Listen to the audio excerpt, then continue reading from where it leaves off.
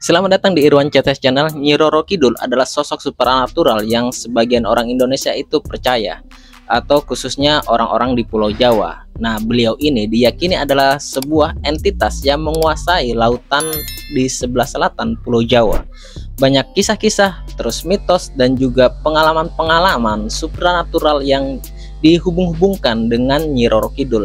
Seperti contohnya kisah-kisah raja di Jawa dulu itu mempunyai kesepakatan khusus dalam bentuk pernikahan mistis agar kekuasaannya atau kerajaannya itu kuat, tidak gampang digoyah. Juga ada cerita orang tua dulu, ada sebuah masa yang disebut masa pagebluk, yaitu ada sebuah wabah penyakit yang membuat orang-orang itu pada mati. Misalnya sakitnya itu pagi, sore sudah mati, siang sakit, malamnya mati. Nah, orang-orang yang mati ini di masa pagebluk diyakini itu ditarik atau diajak oleh Nyi Roro Kidul untuk dijadikan pasukannya dan juga prajurit barunya.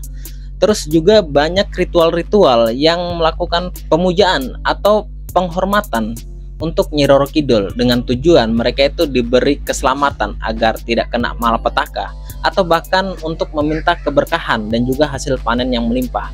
Nah, di dalam video kali ini kita akan membahas apakah Nyi Roro Kidul itu ada, dan kalau tidak ada, kenapa banyak orang yang percaya dengan Nyi Roro Kidul? Ayo kita bahas. Kalau pertanyaannya Nyi Roro Kidul itu ada atau tidak, jawabannya ada. Di dalam buku Sapiens karya Yuval Noah Harari, kehidupan manusia selalu punya 3 realitas. Nah, apa-apa saja realitas yang disebutkan oleh Yuval Noah Harari? Yang pertama adalah realitas objektif. Realitas objektif adalah realitas yang bisa diamati atau diobservasi. Misalnya klepon ini bisa dilihat, bisa dipegang, terus bisa dikonfirmasi juga oleh orang lain. Jadi ini betul-betul ada. Nah, inilah realita yang objektif. Seperti bulan, bintang, matahari, pohon, batu, gunung, itu realita objektif. Bisa dikonfirmasi, bisa dilihat, diraba, bisa dipegang, bisa dicium, bisa didengar kalau bersuara. Nah, itu adalah realita objektif, semua orang bisa mengkonfirmasinya. Terus ada realita yang kedua, yaitu realita subjektif.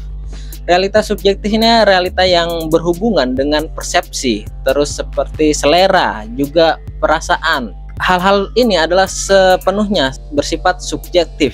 Jadi tiap individu itu bisa berbeda atau bahkan sangat berbeda. Misalnya seperti selera makan, selera musik, atau rasa nyeri. Misalnya saya bilang kakiku ini sakit, orang-orang itu tidak akan pernah tahu saya ini bohong atau tidak. Atau misalnya bahkan dokter yang memeriksa, walaupun dia tidak menemukan indikasi-indikasi bahwa kaki saya nyeri, tetap dia itu tidak bisa tahu saya ini bohong atau tidak, memang kaki saya itu sakit atau tidak, karena cuma saya yang bisa merasakan rasa nyeri ini, bukan orang lain atau bukan individu lain.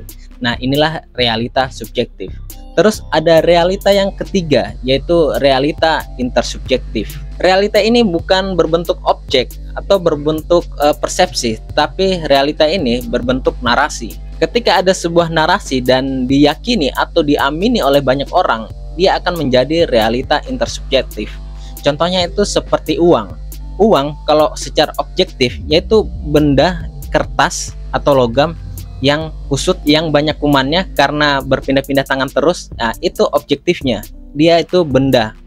Tapi nilai tukarnya adalah realita intersubjektif. Itu adalah narasi yang dipercaya oleh banyak orang, oleh seluruh orang bahkan di dunia ya. Misalnya saya punya uang 5.000, saya bawa ke warung. Yang jaga warung tentu saja percaya nilai uang ini 5.000 karena ada nominalnya di situ, ada narasinya. Jika seandainya saya membawa uang 5.000 ini ke sebuah pedalaman yang tidak pernah mengenal konsep uang, tentu saja nilai uang ini tidak ada harganya karena narasi yang dibawa oleh uang ini tidak diyakini atau tidak dipercayai oleh orang-orang pedalaman yang tidak pernah mengenal konsep uang. Jadi uang adalah narasi. Narasi yang diyakini banyak orang adalah realita intersubjektif. Terus apalagi contohnya realita intersubjektif? Misalnya klub sepak bola, ada Arema dan juga Persebaya. Itu padahal sama-sama dari Jawa Timur, tapi pendukungnya itu bisa saling serang-serangan karena bermusuhan, karena satunya mendukung Arema, satunya mendukung Surabaya. Nah, ketika PON, mereka akan bergabung mereka akan mendukung Jawa Timur yang akan bertanding melawan Jawa Barat misalnya. Mereka akan bertarung gontok-gontokan karena membela klub dari provinsinya tersebut. Nah, ketika ditarik ke realita intersubjektif yang lebih tinggi, yaitu negara, mereka akan bertarung atau gontok-gontokan dengan pendukung dari Malaysia. Misalnya di Piala AFF kan banyak itu baku hina-hina pendukung Indonesia dengan pendukung Malaysia. Nah, timnas Indonesia inilah adalah sebuah realita intersubjektif. Narasinya adalah klub yang berasal dari negara orang-orang Indonesia. Jadi kita harus mendukung klub ini karena ini menginterpretasikan negara kita. Itulah narasinya dari timnas Indonesia. Jadi kalau kembali lagi ke Nyi Roro Kidul, Nyi Roro Kidul jelas-jelas ada. Di mana adanya? Ya di otak dari orang-orang yang mempercayai Nyi Roro Kidul itu ada. Ketika orang-orang yang percaya ini sudah tidak percaya lagi, ya maka hilanglah Nyi Roro Kidul. Tapi kenapa Nyi Roro Kidul sampai sekarang masih ada orang yang percaya? Sebenarnya realita intersubjektif itu banyak manfaatnya, bahkan sangat bermanfaat bagi peradaban manusia. Karena realita intersubjektif itu bisa mengikat sebuah kelompok. Misalnya Indonesia tadi, dari orang Jawa, Kalimantan, Sulawesi, Papua, itu kan semuanya berbeda. Dari rasnya juga berbeda, tapi mereka bisa menjadi satu dalam satu kesatuan yang namanya negara Indonesia. Dan juga realita intersubjektif seringkali bisa untuk memutar roda perekonomian. Misalnya Nyi Roro Kidul tadi, ada orang-orang yang melakukan ritual itu mengeluarkan biaya, mengeluarkan uang yang tadinya mereka tidak mau beli buah-buahan, tidak mau beli perlengkapan-perlengkapan ritual, tapi karena percaya ada Nyi Roro Kidul yang bisa memberikan keselamatan, mereka mau mengeluarkan uangnya untuk membeli buah-buahan yang akan dipersembahkan oleh Nyi Roro Kidul. Akhirnya uang pun berputar, ekonomi pun jalan. Jadi ada manfaat dari ekonomi. Jadi selama realita intersubjektif ini masih memiliki keuntungan bagi peradaban manusia atau bagi sekelompok manusia, realita intersubjektif ini akan selalu dipercaya, akan selalu ada. Jadi jika ada orang yang pintar membuat sebuah narasi dan bisa dipercaya oleh banyak orang melalui argumen-argumen khayalnya, itu bisa sangat mengerikan.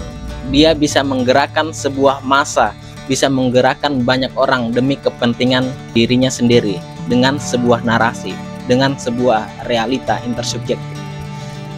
Oke, sekian saja video kali ini. Jika kalian tanya di mana sumbernya dari konten ini, yaitu bukunya Yuval Noah Harari, Sapiens. Buku itu bagus sekali, saya rekomendasikan untuk baca. Banyak yang bikin kita wah kalau sebelum baca. Oke, sekian saja. Terima kasih sudah menonton. Saya Irwan dan dadah.